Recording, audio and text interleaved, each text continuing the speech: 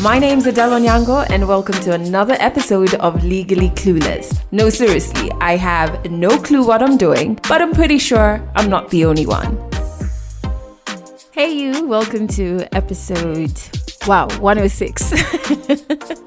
I went blank for like 2 seconds. Episode 106 of Legally Clueless. I'm glad you're part of the tribe. If it's your first time, there's new episodes every Monday. And you can join our online space. So on Twitter, just use the Twitter. On Twitter, the hashtag you should use when you tweet is a hashtag Legally Clueless, because I really try and respond to everyone. And then on Instagram, you can find us at Legally Clueless Podcast. So I just have to give you a heads up or a trigger warning that there is going to be a lot of mention of grief in this episode. And before I play you a snippet of the story that's coming up a little later, just know that this clip does reference that. So if you're not in a space where you can listen to stories or conversations around grief, you might want to hold off on this episode. Here's a bit of the story that's featured. My mother died. I was so grief-stricken. It got to a point where I couldn't walk. I would try to walk and it would feel like I was walking on nails. She died. She took most of her clothes and burnt them. My dad used to leave for like 2 days. We used my mom's condolence book to look up most of my father's friends, called them. One of them told us he had an accident and he was at City Mortuary. Because I didn't have parents, the question was, how do we survive? The plan was to give my mom's cars to his adoptive son so that he would manage them and in turn take care of us in terms of like school fees. My mother's car was in his driveway and I walked from Buruburu to Kayole. His wife left him. Most of his businesses went under and his house, the one he used to live in Buruburu, got auctioned off. He's homeless, living inside one of the cars he stole from our family. That story is coming a little later in this episode. I hope you had a good and very safe week. On Thursday, we, aka this podcast, turned 2 years old, which is super exciting for me. I don't know, it feels like time has really flown because it feels like 1 year for me. I was like, 2, how are we at toddler?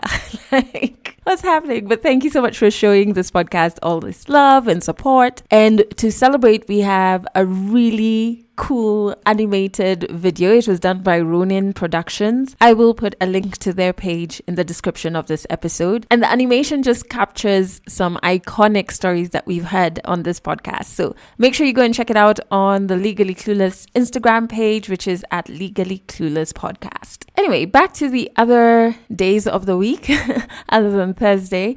I can't even lie to you. I'm back to where I was emotionally in March when we being Kenya had our first COVID case. So what we're going through is what they're calling the third wave. And it seems to be more aggressive and hitting closer to home. Of course, some vaccines are in the country. So the optimist in me is always just like, oh gosh, can we just get everyone vaccinated in time? But then there's also the reality when I log on to Twitter, especially Twitter. I don't think I scroll very far before I see a rest in peace message. And not all of them are from COVID, but it feels like there's more of that. And so I'm just trying not to panic. I'm trying to be rational, but I also fear for the people who I love, especially those who have to still leave the house, go to work, not only because they're awesome people and I would not want them to get the virus, but also I think part of my panic is from I just fear grief. I never want to, although it's not rational, but I never want to interact with it again. And I think that accounts for most of the fear I'm currently feeling. But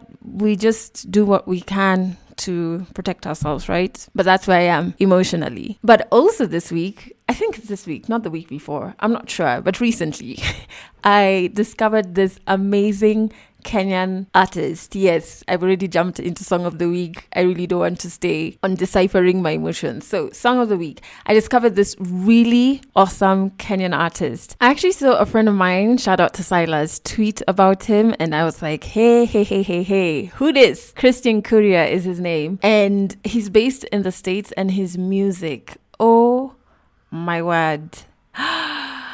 All his songs are just magic. They're so smooth. It's that just smooth music. So the one that is the song of the week is called In Your Head. But as much as that's one of my favorite songs by him, all his other songs are fantastic as well. So don't just limit yourself to listening to that one. So if you check the description of this episode, there is a link to his music. Check it out. I hope you love it as much as I do. All right, let's jump into 100 African Stories. Our storyteller's name is Gashoka, and it's a powerful story of grief, of just how after somebody very close to you, especially somebody who is in a position of providing for you, when they pass away, you genuinely get to see how family members change, either for the good or for the absolute worst. 100 African Stories on Legally Clueless. Stories from Africa.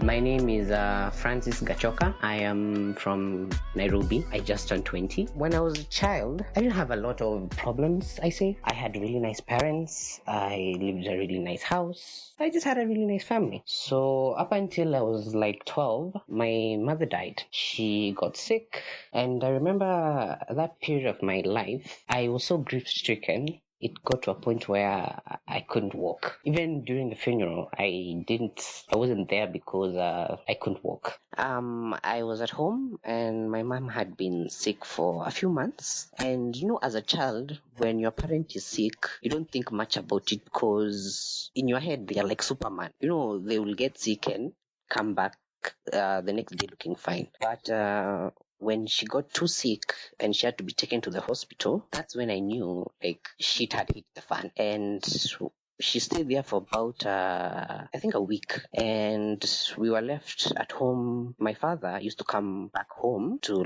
check on us, change, and go back to the hospital. And we used to live with my sister, my older sister. She used to take care of us at that time. And one day, now she had gone to see mom at the hospital. And she came back. She was crying, and I think I suspected something, but I didn't want to admit it. It was mostly, I remember it was lunchtime because we were eating at the time when she came back, and she went into her room. She stayed there, and after a while, she called us and told us what had happened. And then after maybe a day, now people started streaming in for the matanga. In a Kenyan setting, the matanga, which is the funeral, is a funeral or a wake. People come to your house, they make contributions, they try to sympathize with you. So during that week was when I got sick. I think I wasn't physically sick because there was nothing physically wrong with me, but I couldn't walk. I would try to walk and it would feel like I was walking on nails. So even during the whole burial situation, I didn't go out to witness it because where we live currently is in Roy, and we have an adjacent plot which is now the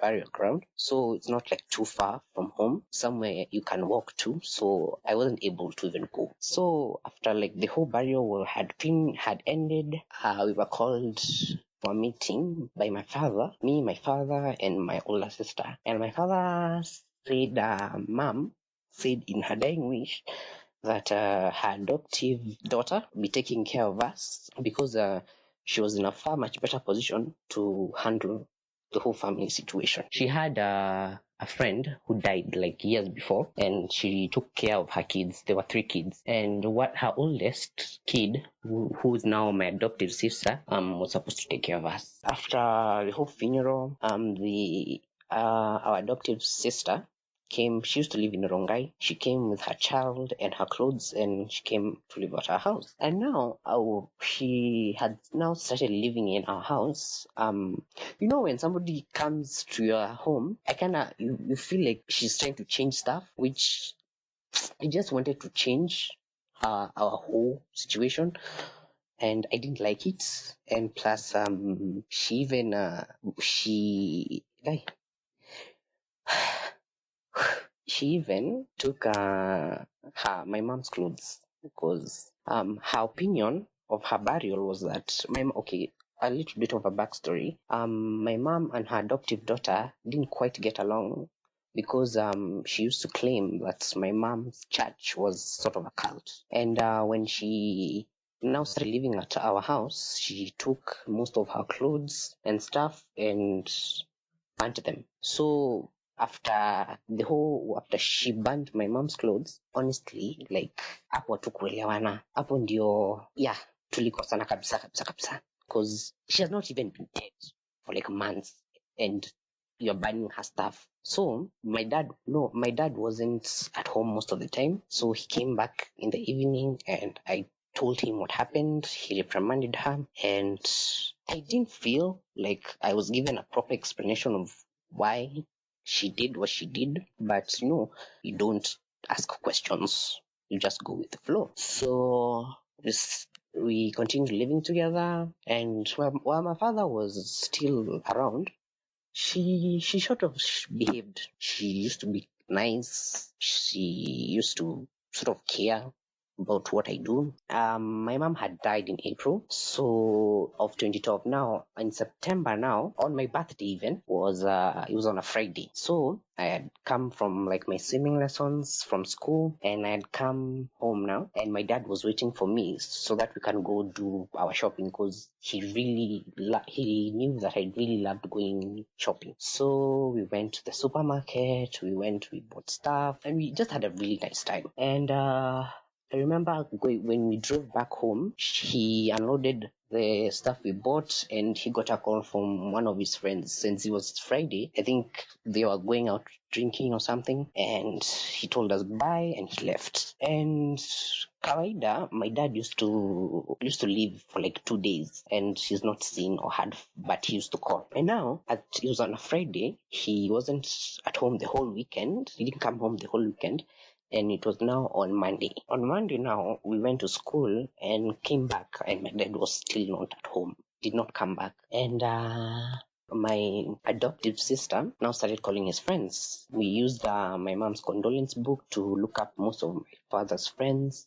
Just called them to ask him whether they had seen him, and one of them told us he had an accident and he was actually at City Mortuary, and he didn't know how to tell us or who to call. So my sister, my older biological sister, went to City Mortuary to identify the body and do the whole burial thing, and just the typical burial thing. We did the week of mourning, and then we buried him. And the day now of the funeral, I wasn't sick that day. I just didn't want to see him at that state of just being there, just lying inside like a box. I just felt that I didn't want to remember him like that. So even when it came time to view the body, I didn't. What I did was I remained behind, and when the actual burial was happening, I was present and I buried him, and that was that. That was in September. Now, was it in November or October? Within those 2 months was when me and my adoptive sister got into a fight. And at the time when we were at it in the fight, and it was over something really dumb, it was over a mobile phone, I think. She quote unquote told me, unajua naweza kugudunga na kisu na kuna kitu utanifanyia. That's when I was me, I can't leave that person who can threaten me with a knife. What if one day she comes, kills me in my sleep? So I told her, you just pack and leave my house. I can't live like that anymore. So I called most of my relatives to try to kick her out of my house, which she actually ended up leaving. But when she left,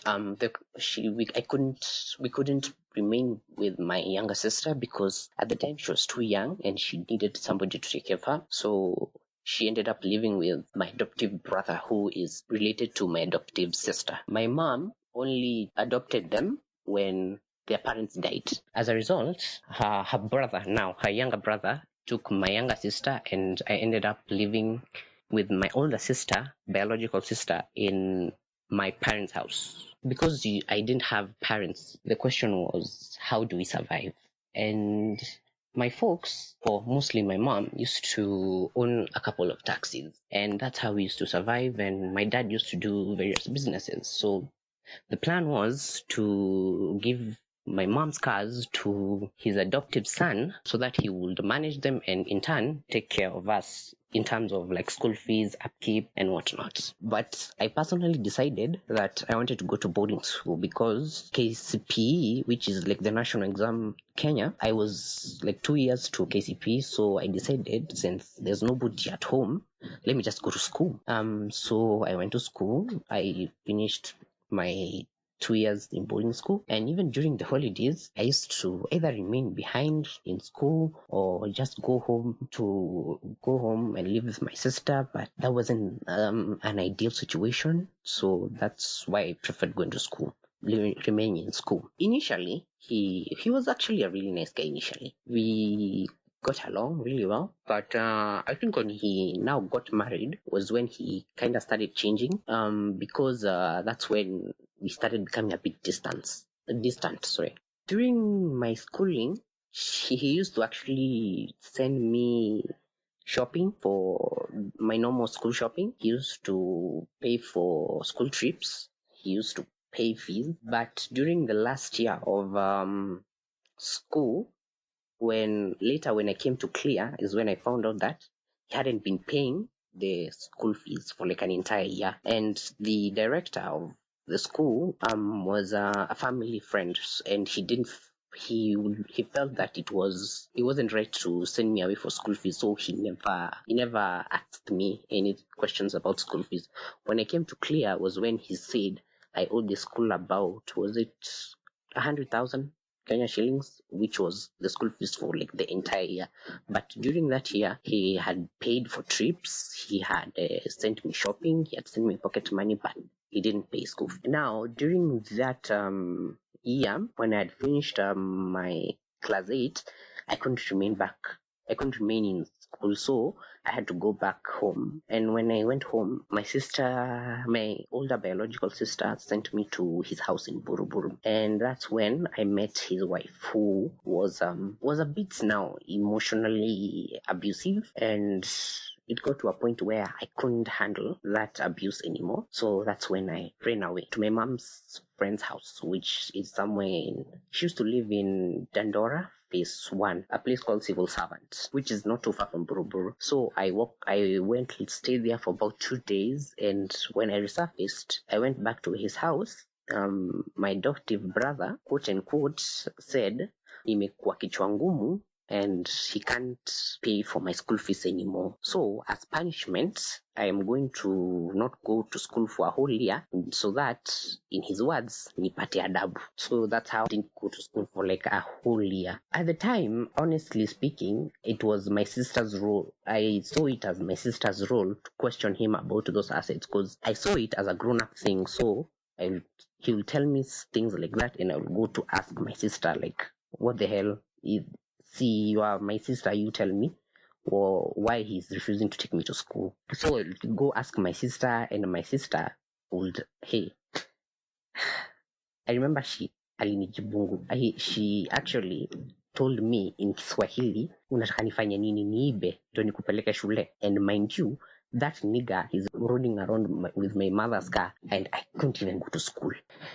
And he totally refused to take me to school. So that's how I wasted the whole of 2015 at home, just because he has refused to take me to school. When I questioned my older sister about the issue, she used to tell me she can't do anything about it. And mind you, she was the only person who could do anything about it, because this guy, we weren't related, so she could have just taken the cars and just take me to school. So that's how I ended up wasting a whole year. In about December 2015, we spent the holiday with him at his house, and it was I think the last week of 2015, and they had gone out drinking. Now it was on the 31st. They had gone out drinking and they came back. Now the following day on the 1st, there were a lot of people in that house. It was like a 3-bedroom house in Buruburu, and we were like 10 people, because we had all of his extended family and my family in the house. And since I was watching something on his laptop, I decided to go upstairs to my little sister's bedroom. because it was a bit quieter. I was watching a movie and suddenly the guy comes at me. He looked so angry and he started physically assaulting me. He hit me while pushing me down the stairs.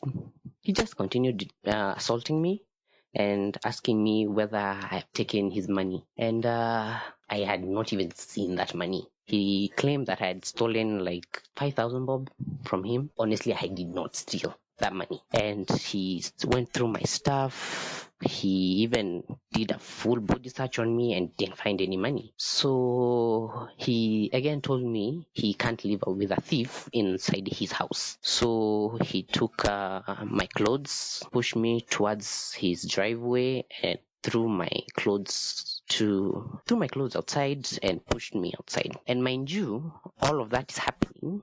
My older sister, who was present, was just there crying. She did nothing to defend me. She basically did nothing. And that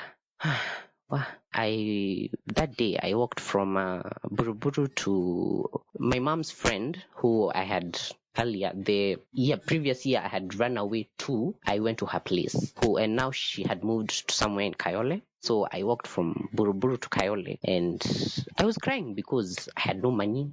Somebody is accusing me that I have money and that I have not even seen. So I ended up going to her place. I stayed there for about a few days. Me and her went back to his house in Buruburu to try to sort the issue out. And when we got there, he even refused to open the door. He's like, I'm not welcoming thieves to my house. And he also said that he's not paying my school fees because, again, he can't pay school fees for a thief. Those were his words. And mind you, before, when he was throwing me out of his house, my mother's car, one of the cars she used to own, was in his driveway. And I walked from Buruburu to Kayole. That thing actually pissed me off, honestly. My mom's friend, who I don't have any relation to, was like, you don't worry, I'll take you to high school, of which she did. And after that whole episode, I didn't see or speak to my sister or my adoptive brother for close to like 2 years. That was in 2016, 17, 18. About 2018, in about September, because me and my older sister share a birthday, we started talking. And we sort of forgave each other, but the trust between us honestly was broken because I later came to find out that she was the one who actually stole the cash from the guy. And because it was her fault, technically, that she took the money, she didn't even defend me. After that, we had that discussion with her. We weren't the same anymore because I felt betrayed. And for somebody to do that to you and they're your biological sister, it doesn't... it never goes away. So we started talking, but honestly, I forgave her, but we weren't the same anymore. So we talked the whole year of 2019, and in 2019, yes, I found out that she was sick and she wasn't taking her meds, so she had resigned to the fact that she knew she was dying. During that whole time, she went to my aunt's place, the sisters to my father, who took care of her up until her death. Even when she died inside her house. And she died about in April. I remember in her funeral, even though we had been talking, in her funeral, or even the day I was called and told that she had died, I didn't feel anything, honestly. I wasn't relieved or like sad about it, but honestly, I didn't feel anything. I even went to the funeral. I didn't even cry. Honestly, until today, it hasn't hit me yet. I know she's dead, but I don't have any feeling towards it. I don't know if that makes sense. But I finished high school. That guy my adoptive brother, who had taken hold of my mom's assets, he actually didn't come to my sister's funeral. What I heard from his friend was that his wife left him.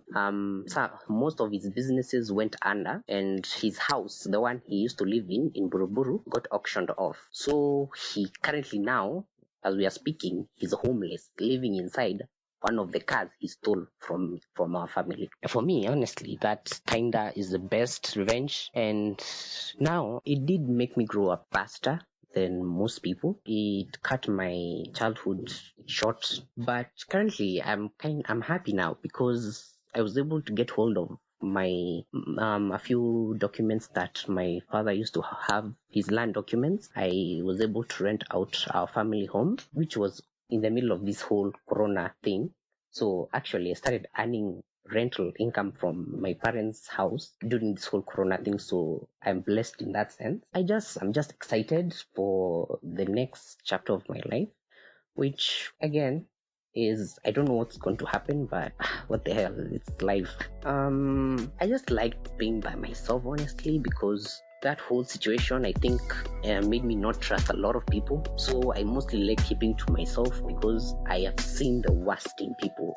Catch more African stories in the next episode of Legally Clueless. Man, I think one of the moments at the very end that just was so heartbreaking is when he said the entire experience cut his childhood short.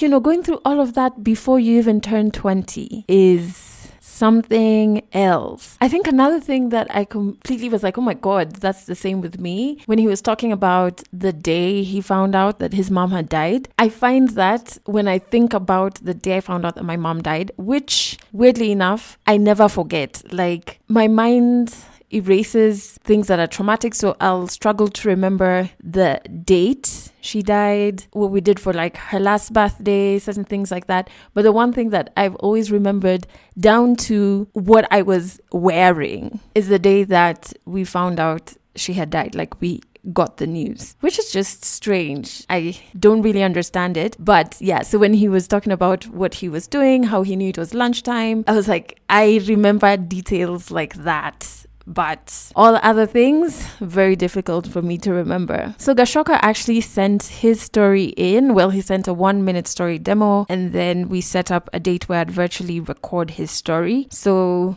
that's how his story came to be on the podcast. So if you want to share your story as well, all you have to do is record a 1-minute story demo and then send it to the podcast hotline, which is +254 768 628 790. It's also in the description of this episode. Just use your WhatsApp audio note feature to record the demo and then send it via WhatsApp to the hotline. I've also been receiving quite a few audio notes about things that you identify with on this podcast. I wanted to send this voice note to thank you for sharing your journey, like the most vulnerable parts of you, the most impactful being sharing on your mom. It's really, really helped me understand my mom's grief on losing her mom. Growing up, I always thought big people should know how to deal with their grief. So when her mom died, it really took a toll on her, and I couldn't understand why, because it's nothing you're taught. It's nothing you're shown how to deal with. You only learn as it comes. Till today, her mom died, I think that was 2005.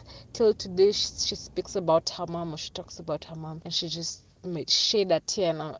And nowadays I can understand why or how she speaks so highly of her mom, whom sadly I met but had a stroke for such a long time. So she couldn't talk, she couldn't walk. So the interaction was limited. So I can't relate to who she's talking about, but I know because her and her siblings always, speak so highly and so fondly of their mom.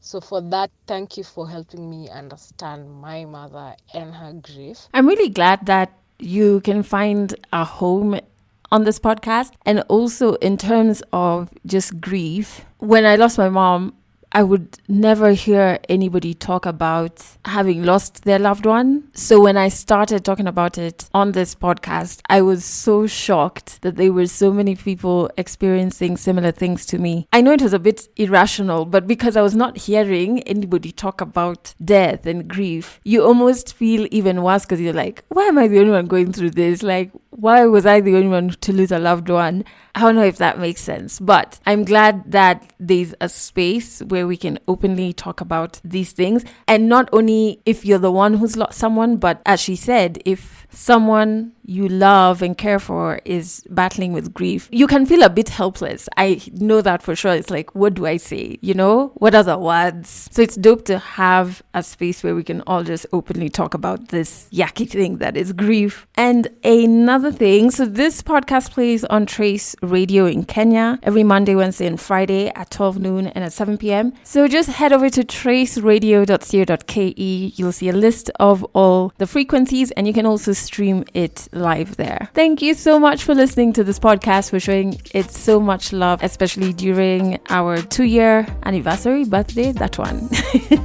We're 2 years old, man. Thank you. That's it for this episode of Legally Clueless. You can share this podcast with your friends. You can keep it for yourself. I'm not judging. Just make sure you're here next week for the next episode.